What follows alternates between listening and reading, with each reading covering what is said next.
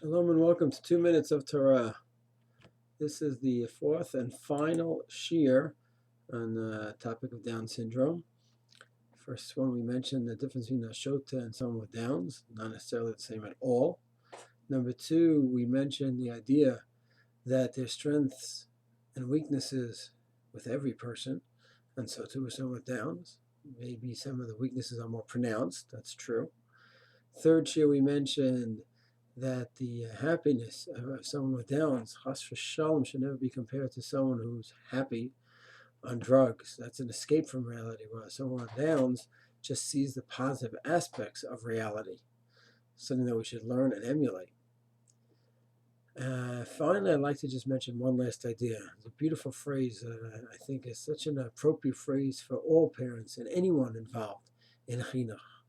We all know Shlomo's famous line, Shlomo Melech's famous line, Chanoch l'nar pi Darko, you teach every child based on his way, his path. And no two children are alike, and no two educational programs should be alike. Each one should be tailored for the specific child. I'd like to coin a bit of a term which is a bit of a change on Shlomo's line. Instead of Chanoch l'nar pi Darko, I'd like to have another way to read it. Nachat-the Darko. The nachas for each child should be based on his derech. If we go ahead and have a nachas based on each child fulfilling his potential, then nachas is really a different phenomenon totally. A person has his nachas expectations. This one's going to be a gadol hador. I know all of Shas by heart, etc., etc., and that's his expectation. That's just not where the child is at. He has no potential for that. That's not the direction he's heading in. So then it's going to be a failure. But if a person's idea of nachas is that this person fulfills his goals, his spiritual goals, psychological goals, in the best way possible, so then you'll have such nachas.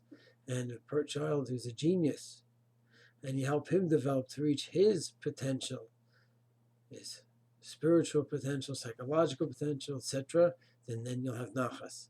And this one is a little bit more limited in certain cognitive skills, but you teach him to read and write, to speak Hebrew, English, whatever other skills you think are necessary for him to have proper spiritual development, so then you'll have tremendous nachas, the same as the one child who's learning Shas by heart, whatever else may be appropriate for that child.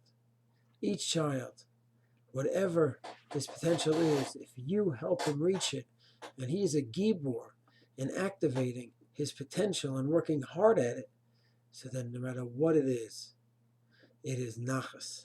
And I think it's a crucial term for all parents, and especially for parents of special needs children, to understand that the nachas has to be based on the child fulfilling his potential.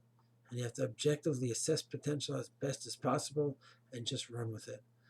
I know for myself, I have unbelievable nachas from all 8 of my children, every one of them.